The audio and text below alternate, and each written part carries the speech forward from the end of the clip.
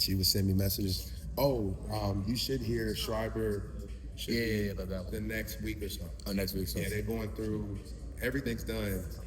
They're just going through the apps and okay. seeing, and it's not really even based on like, pretty much everybody qualifies. They're looking at who has the biggest Okay, you all. gaps. Yeah. So it'll be based on the gaps. Okay, tell me what's up. I don't know how you shake out, but we'll see. Yeah, they're gonna start before you.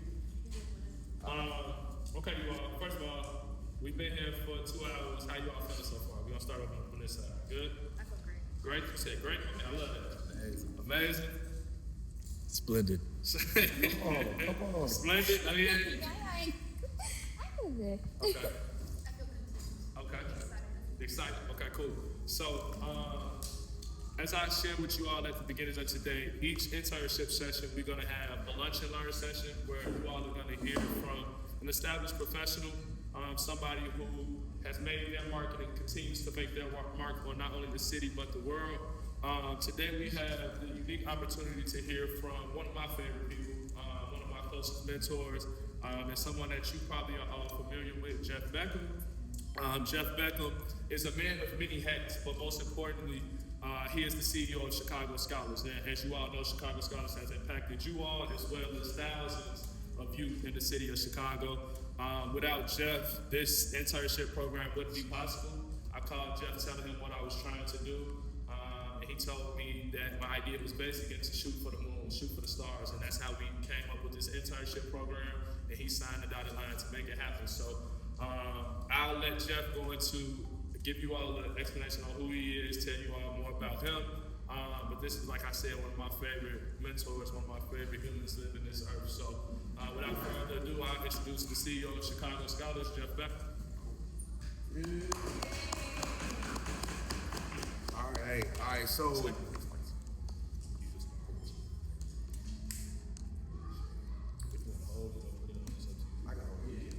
So, hey y'all, how y'all feeling?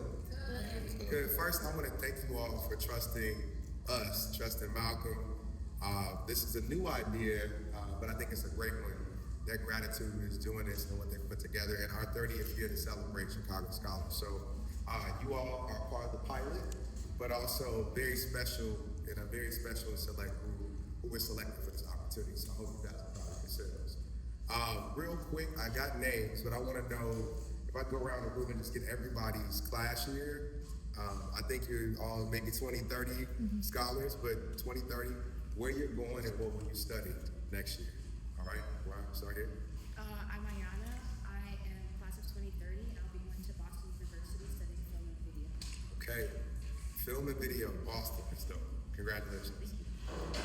My name is Caleb Harris, class of 2030. I will be attending Illinois State University, and I will study in finance and minor in philosophy. Okay, all right. My name is Blake Ucan. I'm going to Illinois. I'm undecided, and I'm going to either study finance or political science. Awesome. My name is Anaya Bass, class of 2030. I'm going to Franklin University, and I'm studying mass media arts with a focus in radio, television, and film. Cool. So, and I'm doing this on purpose because I got intros for y'all. So, like Trey White is a good friend from GCI. We already talked. I got a bunch of finance folk for y'all. Board member Carl Tenenbaum is the chief economist at Northern Trust. He wants to meet scholars. So we got a lot of film and TV. A scholar named Pez Kane actually started his own fund to fund independent filmmakers out of USC. So, and these are people in y'all network already. So. My name is Nate. I'm class of 2030, and I will be attending Bates College, and I will be double majoring in psychology and biology. Let's go, Bates College. Come on. And we already talked. Got some folk for you too. Yeah. I'm Rhea, and I'm class of 2030. I'm also going to Boston University for summer business. I kind of specifically learn marketing and minor in Okay, cool. Awesome. So we got a lot of creatives in the room. And I think that's actually a very unique aspect of your class year, in your era of Chicago Scholars. I feel like coming to Chicago Scholars when I did 8 years ago, I've seen eras of students, different types. And young people change over time. When I first got there, everybody was majoring in STEM. It was like everybody came in, engineering major or healthcare and something to read. And then along the way through COVID, I saw a bit of a pivot I saw a lot of folks starting to get more care and concern for the community. Of course, after the murder of George Floyd, we saw a lot of folks take up majors. So we have a lot of justice and legal majors, people who started organizations like Gratitude Clothing and Project Gratitude. There's another one, Unprecedented, founded by Steve Wilson, who's a scholar who does scholarships for young men from Inglewood. Eva Marie Lewis is a scholar. She runs the Free Roots Project. She does all kinds of initiatives around the city. So I've seen kind of this iterative phase. And this crop of scholars, you all, I think classes 29, 30, and 31 are super creative. Everybody's like, I'm majoring in business, but I also do music. I'm majoring in film, but I also want to get a finance degree. And maybe that's somewhat of my influence, maybe not. I think that oftentimes organizations take on the role and the DNA of the person that's leading it. And some of you know, some of you don't. I know Blake does. Not only am I CEO of Chicago Scholars, I have Reach Pathways that some of you all have used in the last year. Hopefully all of y'all have used Reach. Man, I'm an artist, right? And so I kind of go back in my journey, and I'll give you like nuggets from when I grew up here on the South Side, talk a little bit about college, and then talk about like the work and responsibility of what it is to lead Chicago Scholars. I'm from Chicago. I grew up on 86 and Sangamon, South Side, Chicago, in a one-bedroom apartment with my mom, dad, and sister. My grandfather owned the building, and I share all the time when I was a kid, very little, I love two things. I love video games and I love art. I always wanted to draw, and I always loved the gaming system. But I would sit on the porch and I would ask my grandfather over and over again, what does it take to be successful? Now, to give you an idea of my grandfather, I was probably 5. My grandfather at the time was 78. He had my dad near 50 years old. So my grandfather was much older. And my grandfather, my uncles were 21, 19, and 17 years older than my dad. So I had all these very strong older men, old school mentality, who were always around me. But they would tell me over and over again the same thing. Hard work, dedication, and a commitment to education will take you far in life. And I was a kid that just did not like seeing things unequal, right? I always had a penchant for justice. I always wanted to fight to help anybody out could. And so even as a kid, we would ride through like 115th and Halsted, and I would look at the neighborhood there, and I would ask my dad, why does this neighborhood look so different when we ride through Hyde Park, or we're in Lincoln Park, or we're in the suburbs? And my dad helped me understand what economic investment and the power of investment meant, and also the power of disinvestment.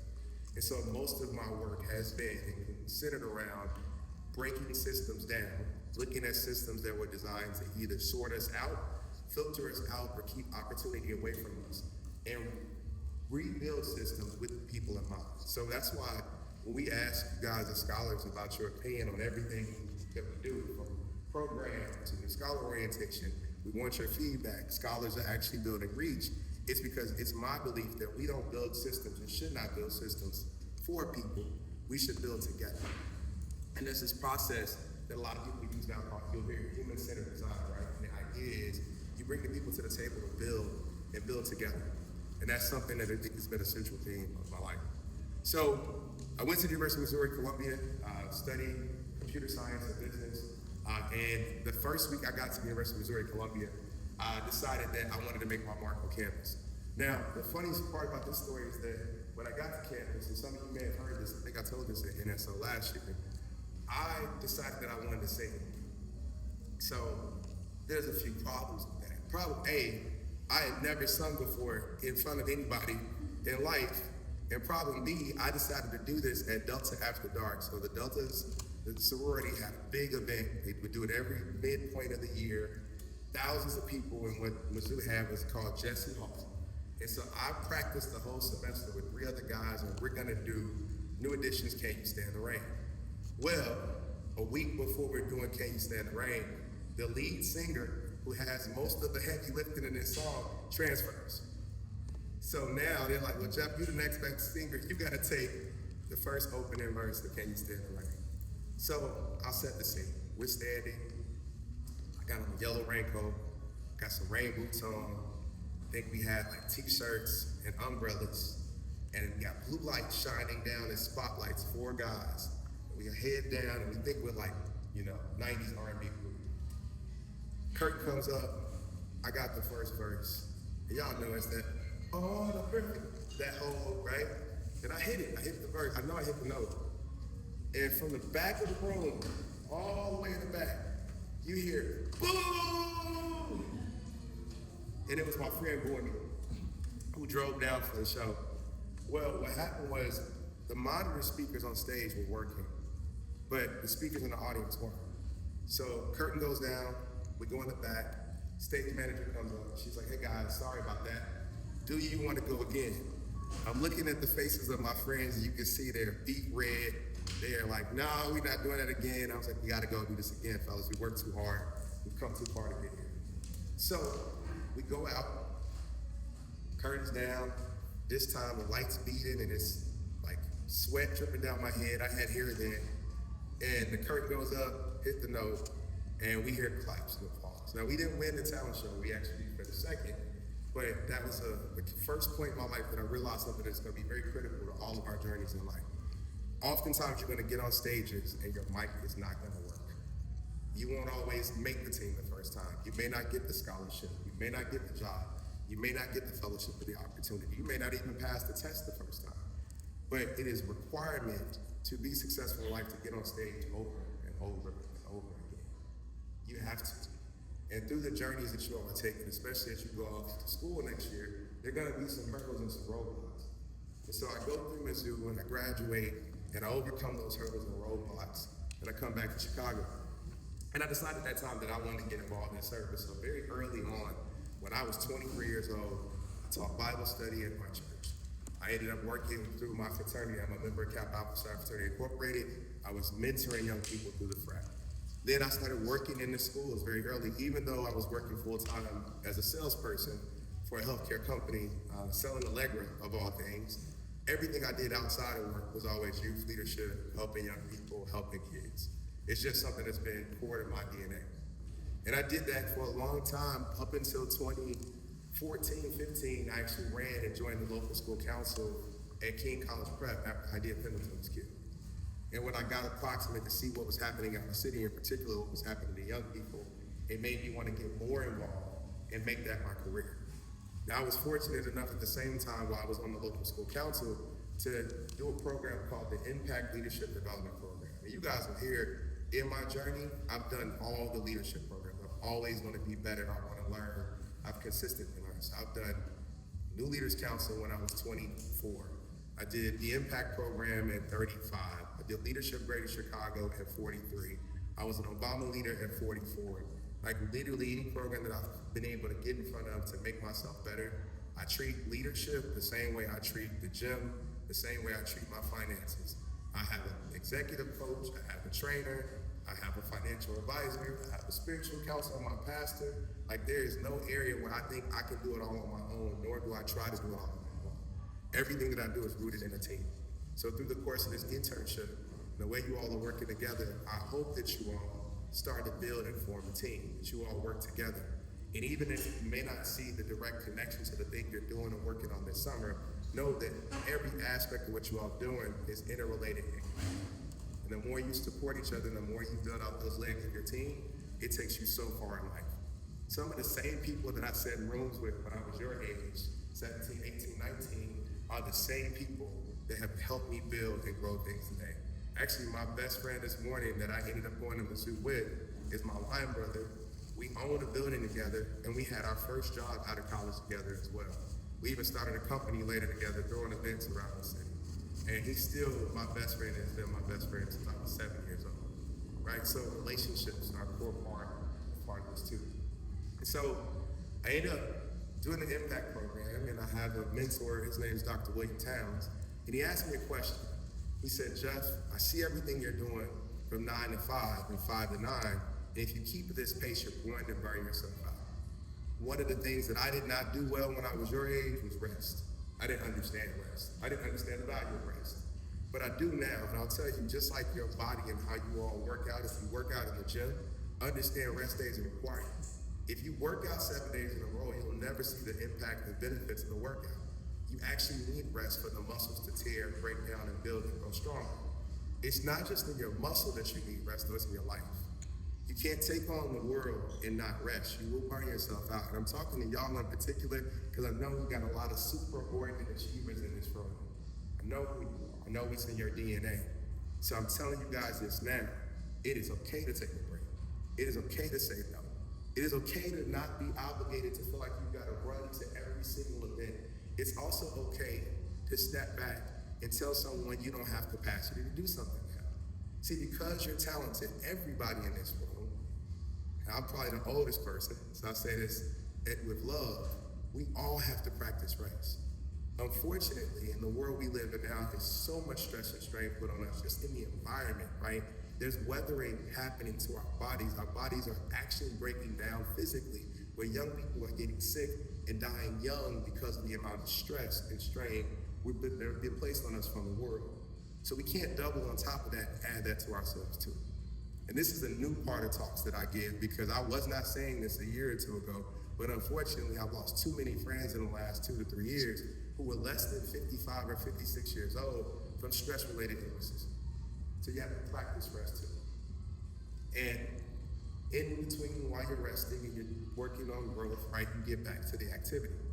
And so for me, doing the impact program, Dr. Towns saw that, he asked me the question, and he said, why aren't you working with youth as your career? At the time, I was a software engineer for an IT company.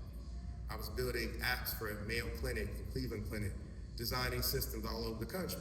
And that was cool and it paid very well, but it wasn't what I was passionate about. And I told Dr. Towns, you know, I know nonprofit work is great. I volunteer for nonprofits all the time, but I don't want to be broke. Like old school Mace quote, as broke as a stage I'm not trying to go through. And Dr. Towns said, what if I can show you how to do this work and not be broke? What if I can show you how to build a nice life for yourself and still have the impact you want? And he did. He told me something about something called impact investing. And at the time, he was running like $100 million impact investment fund. And his job was going to like impoverished communities, under-resourced communities, and provide resources to help people grow whatever they wanted to. I thought it was so cool. And I'm like, I didn't even know this existed. So I started to look at ways to pivot my career out of tech into education. And I saw an opportunity at Chicago Scholars. Initially, it was a director role. And I told myself at the time, I'm not qualified for that. I haven't done education work. There's no way I'll get the job. So I didn't apply. That job got taken. A year later, I got, at that point in time, I become friends with the previous CEO, Dominique Jordan-Turner. And I'd gone to her house for a couple of events, and they had a vice president role. It was vice president of Korean leadership development. And again, I saw the role posted, and y'all know what I did, right? No. I told myself again, I'm not qualified. This is 2018, I'm 38 years old. Because see, I knew that that was the point in time where I wanted to make a pivot in my career. I wanted to do something different. I wanted to change. But I couldn't see how to break from the skills that I had been using in sales the whole time in engineering into service, into CS, working in CS. So I did apply. 6 months later, the role is still up. I found out at that time somebody had got the role and actually ended up walking away from the job. So I reposted. This time I actually applied. I went through a crazy amount of interviews. At Chicago Scholars, we don't do this anymore, but we actually used to make everybody that was interviewing sit in a room with each other at the same time. So imagine I'm the manager. Y'all are all interviewing for the same role. Everybody can have 1 minute to answer the same question. We start with each person each time, right? I had the very first question. There was 6 other people in the room. At that time, I was a sales engineer. Everybody else in the room was vice president of this, vice president of that, the head of career and leadership development for the city of New York, and it's me, sales engineer for Atlas, sitting at the table. And the first question they asked me, and I'll never forget it, was, how would you use data to drive and update and change systems? So I answered the question, and I was able to point back to work I had done with 100 Black Men, where I used a software system called Hello Insight to help look at student achievement and growth data for the organization. And I spoke to how I use data in the work that I do every day as a sales engineer at Atlas to help make informed decisions in the practice. And I realized very quickly, like all the things that I had done had added up to this opportunity that I'm sitting in front of now. In your life, all the things you're doing, even right now, will add up to opportunities and help you for opportunities that are coming down the road. So don't disregard any of them, take them all seriously. And by the time they got to the dude who was the head of career leadership of the city of New York, he pushed back from the table, got up, and left. And literally walked out. High pressure interview, we don't do that anymore to people anymore. But it proves something to me. A, you can't compare yourself to anybody else you're sitting next to. Comparison is the thief of joy. And so if you do that, you'll often psych yourself out before you even start. So I got the job, Vice President of Career Leadership at Chicago Scholars. And I came in and I was able to help really restore and build the organization, grow it. And within 2 years, I actually got a call 2 years later. I was sitting at Mayo Clinic the day my mom was having surgery, about a week before my 40th birthday. The previous CEO called and told me she was leaving. And at that time, I told her I would be interested in the role. Now, here's the crazy part about it. When I started at Chicago Scholars, I'm vice president. There was a president and a CEO. The president is Brooke McKean. You might have heard this name before, Miss Brooke. Brooke, I reported to Brooke. Brooke reported to Dominique. When Dominique told the board that they were stepping down, Brooke and Dominique went to the board together to tell them that I should be the CEO. Oftentimes, you have people who will speak about you while you're in the room, mentors to you, and then you have advocates and folks who speak about you to you when you're not in the room, right? You need folks that are mentors, mirrors, and windows. Folks that you see, you can be like, and folks that can crack that window open for you to fly through. Brooke did that for me. So I ended up becoming CEO of Chicago Scholars because my former boss, both of them, went to the board, told the board I should have a role. Now the board didn't give me the job first try, right? I had to step on that stage again. On the first crack, I was actually interim CEO from September until March. And I had to raise money to hire a recruiter to do a national search for CEO because the board wanted to do a search. But in that time while I sat in the seat, and this again is September 2020 to March of 21, I got the role. Things just kept happening. I was in the news multiple times for all kinds of things. Actually, CBS, and I'll talk about art in this too a little bit. I had started painting in 2020. I just started painting in 2020.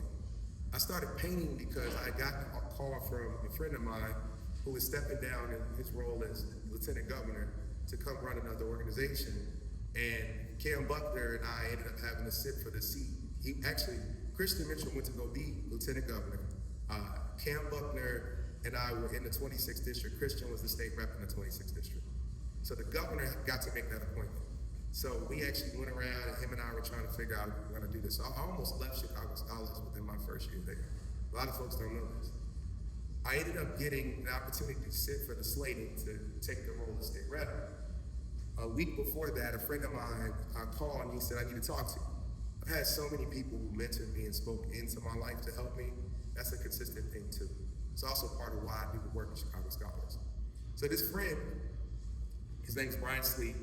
Brian calls, we're sitting in a little coffee shop now in the South Loop, with Sip Buttercup now. And as we sit there, Brian asked me a couple questions. He said, so if you get this, how are you gonna manage stress? Remember I told you I wasn't a big rester back then. He's like, if you get this wrong, you're gonna have to figure that out. And I told him, I hoop, like basketball. And he was like, bro, you're too old to hoop, you need to quit. And he was right, I had torn everything at that point. And I ended up saying, okay, I wanna get back into art. I loved to draw as a kid. I stopped in high school because everyone told me art doesn't make any money. And so I left it, I just walked away from it. And he was like, you should do that. Unfortunately, Brian had an aneurysm the next day and died. A week before his 41st birthday, actually 2 days before his 41st birthday. That was December 21st, and his birthday was December 23rd. He passed away. I go home, I get a canvas out the back, I start painting. What I painted was awful, but I felt better. And I just kept painting. So for a year, the year of Brian's passing, I didn't really show much in my work. And then that time when I was in Mayo Clinic, the same day Dominique called and told me she was leaving Chicago Scholars, the same day my mom was actually having a 14-hour surgery for a tumor in her jaw, is the day that I sketched out this piece that I was a practice piece, because I was just trying to do something cathartic to just calm my nerves. And I was putting it to the side, I was gonna throw the piece away. And I posted it just to put on my Insta story. I went to sleep, I woke up the next morning, the piece had 40,000 likes.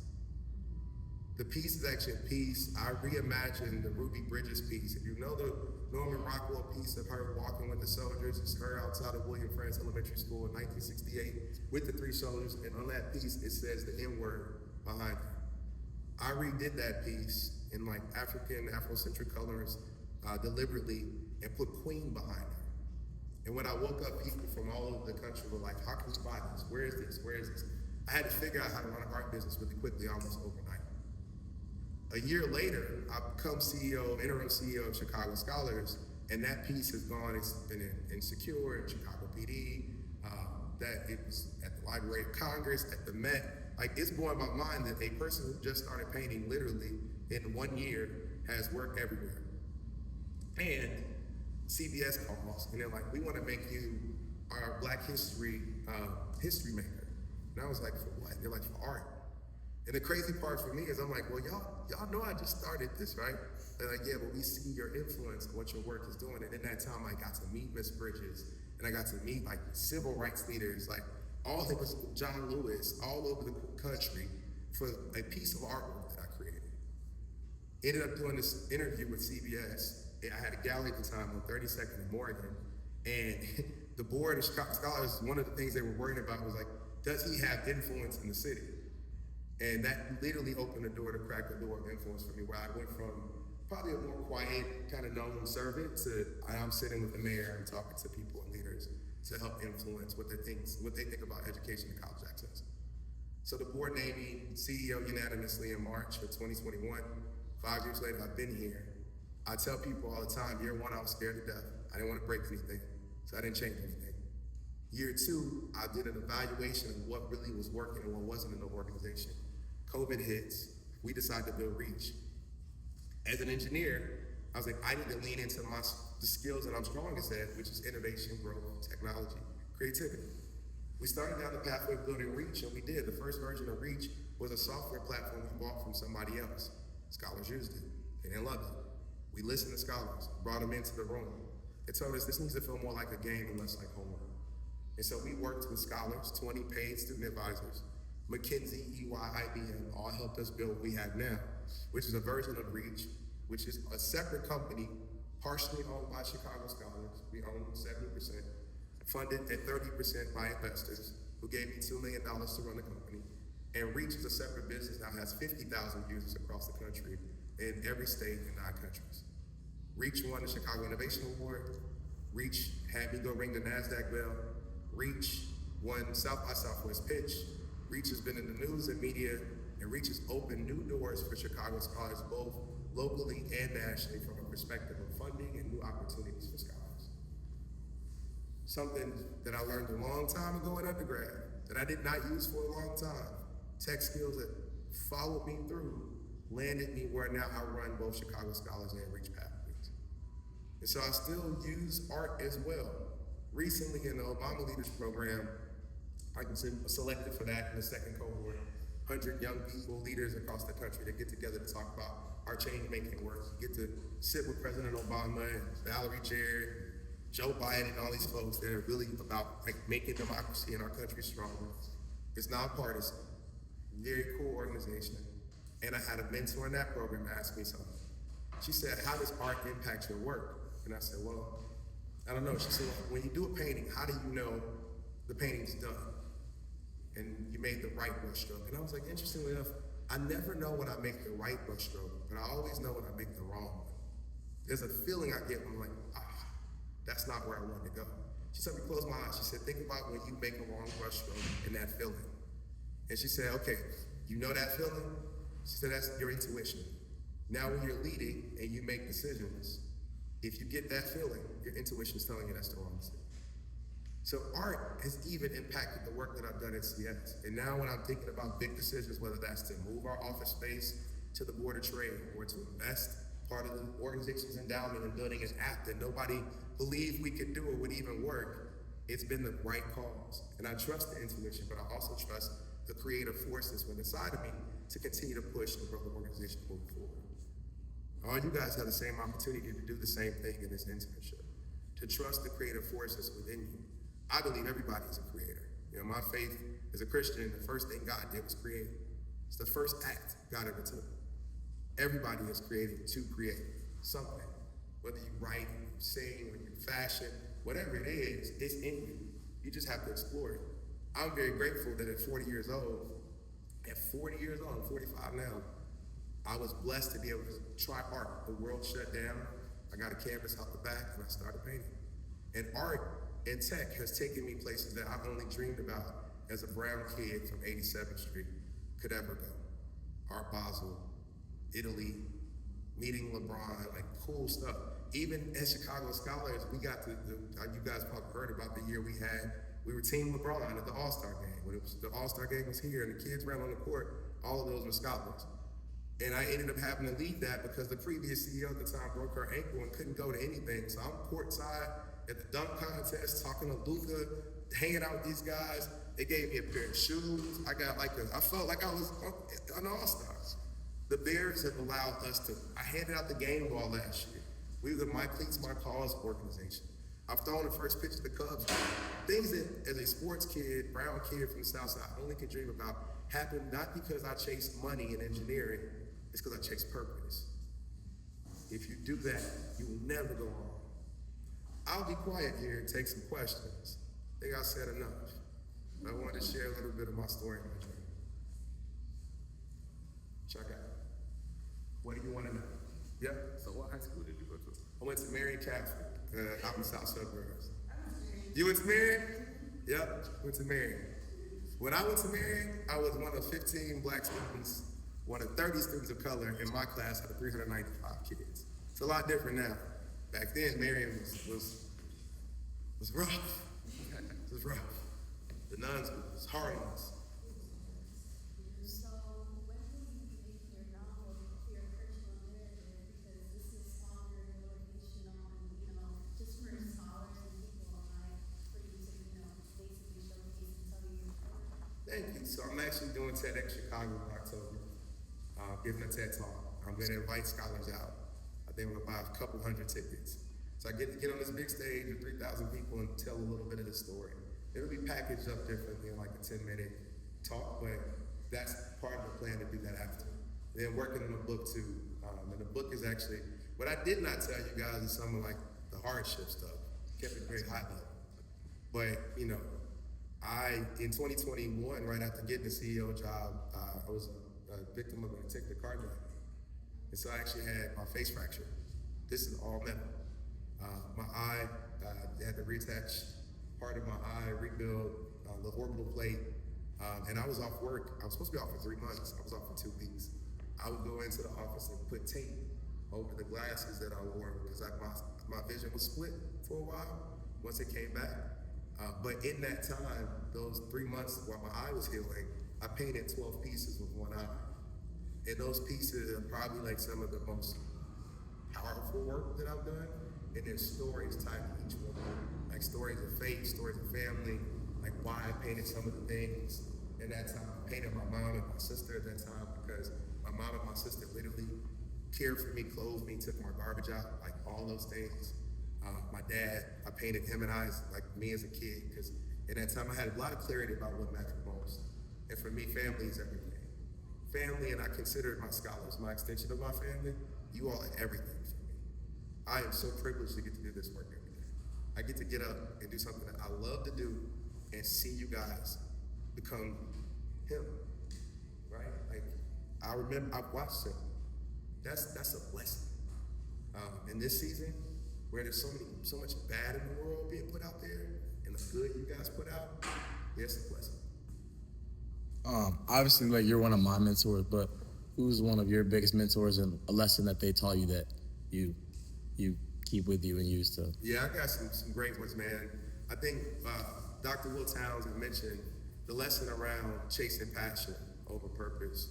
Chasing purpose over dollars was the biggest one, right? Like that direction has been one of the best lessons I've ever had. More recently, I've had a recent mentor pass away, Spencer Lee, who was a frat brother. And that week, even that week of he died on Friday, he sent me a text message on Tuesday. He was like, "I'm just so proud of you, man. I've been able to watch what you're doing. Keep going." Those have been like a few. My dad, I know it's my dad, but to call you like your father, your mentor, I'm blessed to be able to do that. He is the hardest working, smartest person I know. My dad didn't go to college, but he knows about everything. So what I've learned from him is the constant pursuit and journey for education, for learning. You don't always learn everything in a book. My dad can build anything. My friends used to call him Black MacGyver because he could take some toilet paper, a rubber band, and some thread and build you a whole computer. And he is that dude. He's that dude. Yeah. When things got hard, how did you keep your faith centered, or what was your biggest motivation to keep going? Yeah, honestly, it was you guys. Even now, like last year, the current administration cut a lot of funding for organizations like ours. Then they tell colleges that you can't use race in admissions at all. Then ICE was attacking kids in my program and their families who are undocumented. And that's a lot of weight. And the only way that I knew to show up is I call it touching grass. I spend time with you all. So when Malcolm called me, it was an instant yes. Come talk to me. Always yes. It's you guys that keep me motivated. Even when people ask, I was like, what do you want to do next? You've been there 5 years, 8 years total. And I'm like, this work changes every year. Now I got a whole app that reach to do something different and fun. And it's been that. The second to that is faith, family. When I was hurt, my sister called me every day in the morning because there was parts of that. You go through this journey, you have surgery, you take these medicines. A lot of the medicines, steroids hard on your body. I gain weight. It messes with your emotions a lot.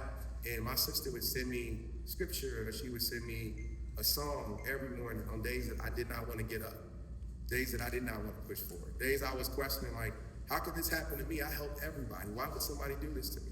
Actually, if the guy would have just asked me for the keys to the car, I would have gave it to him because I ain't even like that car. So I would, hey bro, you take it. But bad things do happen. And the way we overcome trauma in our lives is through love. Love will always overcome trauma. So you have to surround yourself with. We got time for one more question, bro. Okay. What is a lesson that failure taught you that success could never? A lesson that failure taught me that success can never. It's that resilience component that I talked about in the beginning, right? That getting on stage over and over again. I will tell you, I did not get in Obama Leaders the first time. I did not get in Impact the first time. I was deferred on Leadership Grade Chicago the first time. I did not get Chicago Scholars Roll. I was interim when they made me CEO and they didn't just hand it to me. Those weren't failures, those were opportunities to grow and get back up again. I always say there's no winners and losers in life, there's winners and learners. Which one do you want to be? I hope that you all realize how fortunate you are to have an individual like Jeff in your corner that support you, that's pouring into you, that's when you're sleeping, he's working for you. Little side note, what's crazy is I wanted to hold Jeff to be the speaker for our last session. And last night at 10 p.m., the speaker for today's session canceled, and I called him at 10 p.m. and he made some changes in his schedule to be here to speak to you all today. So I just want you all to take full advantage. This is a powerful man. This man knows everybody in the city. I wouldn't be surprised if he retired to run for mayor soon. But he's a genuine person who genuinely wants to pour into you all, genuinely wants to change the youth that are, not only the youth that are a part of Chicago Scholars, but the youth in the city of Chicago for the better. So yeah, man, if you all don't have Jeff's contact info, if you all are not connected with Jeff, I urge you to. He's changed my life, he's changed you all's life just through the resources that Chicago Scholars has provided you all with. And yeah, so Jeff, I just want to thank you for coming and talking to the students. I appreciate you for everything. And yeah. And you all can have my number. Malcolm will give it to you, take it, Blake text me. You guys have direct access. Every scholar has direct access. That's a general rule for me. It's yes, it's always yes. If I can help you, I will figure it out. So. All right. Good. Thank you, by the way. I want to say this. Thank you all for this program, for committing to these young people. It means so much. I don't know if you all understand, the proximity to have you guys in this work is so huge. It's great. I mean, if you can hear the emotion in my voice, I'm very overwhelmed today, right? Because it's just, sometimes it's a lot. And work is heavy, and lately it's been heavy for me. But this filled me up. Now I'm ready to go run through a wall again. So thank y'all. I appreciate y'all.